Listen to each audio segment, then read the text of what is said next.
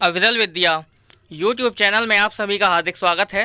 नमस्कार मित्रों, अब हम पढ़ते हैं संस्कृत स्वयं शिक्षक का पाठ 36। मित्रों, हमने इससे पहले पाठ 35 पढ़ा था। उसमें मेरे द्वारा एक त्रुटि हुई जिसको मैंने कि उसके 35वें पाठ के वीडियो के कमेंट सेक्शन में उसको सुधार दिया है। शब्द था कर्णाभ्याम। जो कर्णाभ्याम शब्द है वह तृतीया विभक्ति द्विवचन में था और त्रुटिवश मुझसे द्वितीया विभक्ति द्विवचन निकल गया था। ठीक है, तो उसको सुधार लें। कर्णाभ्याम जो शब्द था वह तृतीया विभक्ति द्विवचन का था। आइए अब इसमें देखते हैं। इसमें लिखा है, पहले पाठों में पुल्लिंग, स्त्रीलिंग तथा नपुंसकलिंग शब्दों के रूप 7 विभक्तियों में दे चुके हैं। कोई अकारांत शब्द स्त्रीलिंग में नहीं है। जब कोई अकारांत शब्द स्त्रीलिंग बनता है तब उसके अ का प्राय आ हो जाता है। जैसे पुल्लिंग में है उत्तमः और स्त्रीलिंग में क्या हो जाएगा, उत्तमा। इसमें उत्तम शब्द जो पहले वाक्य में पुल्लिंग था वह दूसरे वाक्य में स्त्रीलिंग बना, तब उसका रूप उत्तमा हो गया। इसी प्रकार सब रूप बदलते हैं। देखिए, पुल्लिंग में है श्वेतः रथः, सफ़ेद रथ, मधुरः आम्रः, मीठा आम, शोभनः समयः, अच्छा समय।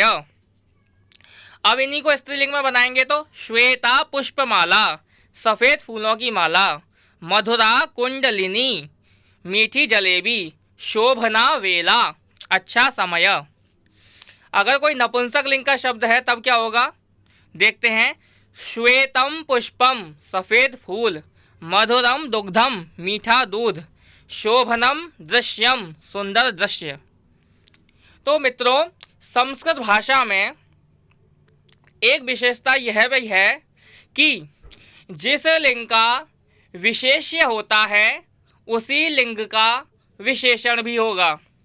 जिस वचन का विशेष्य होता है उसी लिंग का उसी वचन का विशेषण भी होगा। जैसे कि आप देखेंगे, इसमें आप देखिए ये लिखा है श्वेतः रथः, तो यहाँ पर जो रथ शब्द है वह विशेष्य है। विशेष्य वो शब्द होता है जिसकी विशेषता बताई जाती है, और जो शब्द विशेषता बताते हैं उनको विशेषण कहते हैं। अब यहाँ पर रथः शब्द हो गया विशेष्य और श्वेतः शब्द हो गया विशेषण। अब जो रथः शब्द है यह प्रथमा विभक्ति एक वचन में है और यह पुल्लिंग का शब्द है, तो इसका जो विशेषण है श्वेत, यह भी प्रथमा विभक्ति एक वचन में ही आएगा। तो श्वेतः रथः, सफ़ेद रथ। उसी प्रकार स्त्रीलिंग में आप देखेंगे पुष्पमाला, जो पुष्पमाला शब्द है वह स्त्रीलिंग का है, तो इसका जो विशेषण है श्वेत वह भी स्त्रीलिंग में ही आएगा। तो जो श्वेत शब्द था उसका हो जाएगा श्वेता, श्वेता पुष्पमाला। उसी प्रकार अगर कोई शब्द नपुंसक लिंग का हुआ तो उसका विशेषण भी नपुंसक लिंग में ही होगा। जो वचन विशेष्य का होगा वही वचन विशेषण का भी होगा। जो लिंग विशेष्य का होगा वही लिंग विशेषण का भी होगा। यह संस्कृत भाषा में चलता है। उसी प्रकार जो विभक्ति विशेष्य की होगी वही विभक्ति विशेषण की भी होगी। तो इसका अर्थ ये हुआ कि जो विशेष्य शब्द है अर्थात जिसकी विशेषता बताई जा रही है उसका जो लिंग, वचन और विभक्ति है वही लिंग, वचन और विभक्ति विशेषण शब्द की भी होगी। ठीक है मित्रों, आइए आगे चलते हैं। कुछ विशेषण शब्दों के रूप देखते हैं। उत्तम, उत्तम।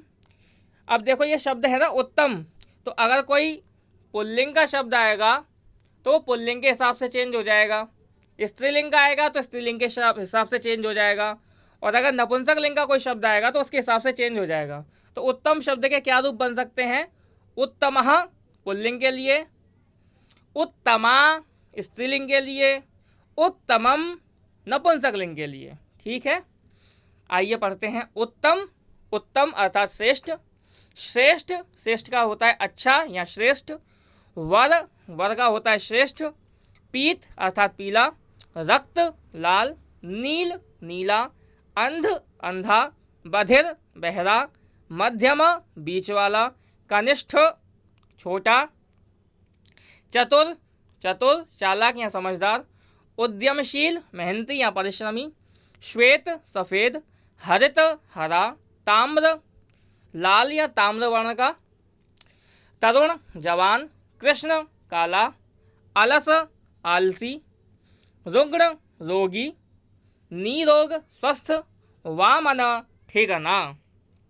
ठीक है मित्रों, अब दिया भी है कि इन सब शब्दों के लिंग गुणियों के लिंगों के अनुसार बदलते रहेंगे, अर्थात जो लिंग वचन और विभक्ति विशेष्य की होगी वही लिंग वचन और विभक्ति विशेषण की भी होगी। ठीक है मित्रों, आइए अब आगे के वाक्यों को देखते हैं।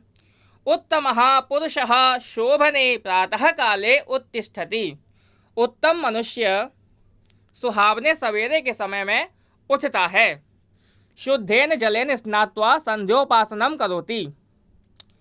शुद्ध जल से स्नान करके संध्योपासना करता है। यह एवं सदा करोति सः एव उत्तमः मनुष्यः भवति। जो इस प्रकार हमेशा करता है वही उत्तम मनुष्य होता है। या एवं सदा करोति सा अपि उत्तमा स्त्री भवति। जो इस प्रकार हमेशा करती है वह भी उत्तम स्त्री होती है। प्रातः स्नानं संध्योपासनं च श्रेष्ठं कर्म अस्ति इति अहम वदामि। प्रातः स्नान और संध्योपासना श्रेष्ठ कार्य है, यह मैं कहता हूँ। सह अंध पुरुषः रक्तं वस्त्रम आनयति। वह अंधा पुरुष लाल कपड़ा लाता है। सा अंधा स्त्री श्वेतां पुष्पमालाम आनयति। वह अंधी स्त्री सफ़ेद फूलों की माला लाती है। सह वृद्धः पुरुषः श्वेते रथे उपविश्य अत्र आगच्छति। वह बूढ़ा मनुष्य सफ़ेद गाड़ी में बैठकर यहाँ आता है। सा वृद्धा स्त्री रक्तं वस्त्रम हस्ते गृहीत्वा धावति। वह बूढ़ी स्त्री लाल कपड़ा हाथ में लेकर दौड़ती है। सह उद्यमशीलः बालः सदा उत्तमं पुस्तकं पठति। वह उद्यमी बालक सदा उत्तम पुस्तक पढ़ता है। उद्यमशीला बालिका सदा उत्तमां पुष्पमालां करोति। उद्यमी लड़की हमेशा उत्तम पुष्पमाला बनाती है। सह रुग्णः बालः मधुरम अपि दुग्धम न पिबति। वह रोगी बालक मीठा दूध नहीं पीता। सा रुग्णा बालिका मधुरम अपि दुग्धम न पिबति। वह रोगी लड़की मीठा दूध भी नहीं पीती। तो मित्रों, आप देख रहे होंगे कि कहीं कहीं पर जो विशेषण है वह बदलता जा रहा है। तो उसका कारण वही था कि जो विशेष्य का लिंग वचन और विभक्ति होगी वही लिंग वचन और विभक्ति विशेष्य की भी होगी। ठीक है, अर्थात विशेषण, जो विशेषण शब्द है वह विशेष्य के अनुसार ही चलेगा। ठीक है मित्रों, आइए फिर और देखते हैं कुछ। अखिल, सब, संपूर्ण, अधिक और बहुत, अध्येतव्य, पढ़ने योग्य, अनुत्तम, सबसे उत्तम, अभिवाद्य, नमस्कार के योग्य, अधीत, पढ़ा हुआ, अनर्घ, बहुमूल्य, अंतिक, पास, अंत्य, आखिर का या अंतिम, अवाच्य, बोलने के अयोग्य, अर्पित, अर्पण किया हुआ, संतुष्ट, खुश, प्रसन्न, असंतुष्ट, नाखुश, अप्रसन्न, कठिन, मुश्किल, कथनीय, कहने योग्य, तुल्य, समान, द्रष्टव्य, देखने योग्य, निकट, समीप, निखिल, सब, परिष्कृत, संस्कार किया हुआ अर्थात सुधारा हुआ, पूर्व, पहला, पेय, पीने योग्य, भक्ष्य, खाने योग्य, दुखित, पीड़ित, अविप्लुत, सदाचारी, अशिक्षित, अज्ञानी, ईदृश, ऐसा, ग्राह्य, लेने योग्य, चिंतित, सोचा हुआ, दातव्य, देने योग्य, नष्ट, नाश को प्राप्त या नष्ट हुआ, पथ्य, हितकारक, पर, दूसरा, पालनीय, पालने योग्य, भीत, डरा हुआ, पूजनीय, सत्कार के योग्य, बुभुक्षित, भूखा, भयाकुल, डरा हुआ, मुखोद्गत, मुख से निकला हुआ। तो मित्रों, ये जो विशेषण शब्द थे इनका इंडिपेंडेंट कोई लिंग नहीं होता। जिस लिंग का विशेष्य होगा उसी लिंग के अनुसार यह परिवर्तित हो जाएंगे। ये कुछ उदाहरण दे रखे हैं, देखिए जैसे संतुष्टः पुरुषः, संतुष्टा नारी, संतुष्टम मित्रम। जो पुरुष शब्द है वो पुल्लिंग का है इसलिए संतुष्टः, नारी शब्द स्त्रीलिंग का है इसलिए संतुष्टा, मित्रम शब्द जो है वह नपुंसक लिंग में है इसलिए संतुष्टम। ठीक है, इसी प्रकार देखिए पूर्वः पुरुषः, जैसे पुरुष शब्द है वह पुल्लिंग का है तो पूर्वः आया। दीपमाला शब्द स्त्रीलिंग का है इसलिए पूर्वा हो गया, और पुस्तकम शब्द नपुंसक लिंग का है इसलिए पूर्वम हो गया। ठीक है मित्रों, आइए आगे ये कुछ वाक्य दे रखे हैं, इनको देखते हैं। दातव्यम अश्वम सह आनयति, देने योग्य घोड़े को वह लाता है। दातव्याय अश्वाय जलम देहि, देने योग्य घोड़े को जल दे। दातव्यस्य अश्वस्य वस्त्रम कुत्र अस्ति, देने योग्य घोड़े का कपड़ा कहाँ है। पालनीयाय पुत्रिकाय अन्नम देहि, पालने योग्य पुत्री के लिए अन्न दे। पालनीयाम पुत्रिकाम पश्य, पालने योग्य लड़की को या पुत्री को देख। पालनीयायाः पुत्रिकायाः पत्रम आगतम, पालने योग्य पुत्री का पत्र आ गया। अखिलः संसारः ईश्वरेण कृतः, यह सारा संसार ईश्वर ने बनाया है।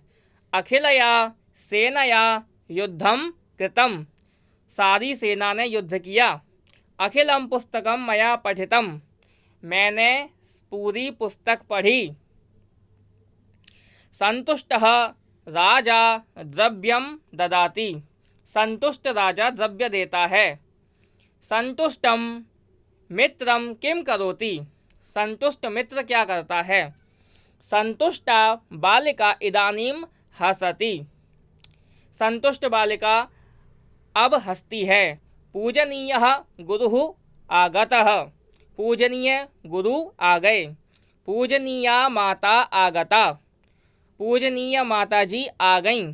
पूजनीयम ज्ञानम देहि, पूजनीय ज्ञान को दे। तो मित्रों आज के पाठ में बस इतना ही, मिलते हैं अगले पाठ में, तब तक के लिए सभी को नमस्कार। हरि ओम, जयतु संस्कृतम जयतु भारतम।